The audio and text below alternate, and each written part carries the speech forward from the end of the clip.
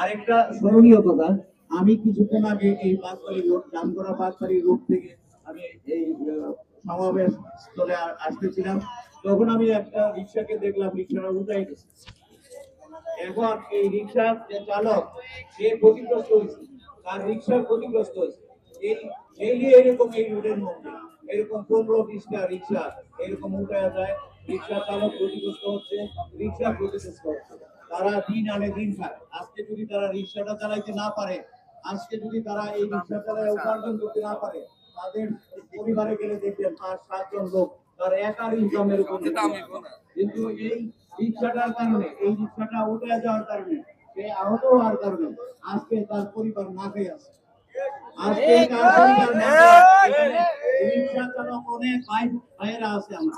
যদি আমার কথাটা মিথ্যা হয়, তাহলে এই রিক্সা চালক যারা রিক্সা চালায়, তাদের মধ্যে কেউ বক্তব্য রাখতে পারে, শরীরটা জানতে পারে। আমি প্রকাশ্যে দেখে আসছি, এরকম অহরহ হচ্ছে, এরকম অহরহ হচ্ছে। আর এইখানে একটা নয়নজলি খাল নামে একটা খাল ছিল, যে খালে এই এলাকার লোকজন পানি যাইতো এবং রাস্তাঘাট শুকনা ছিল।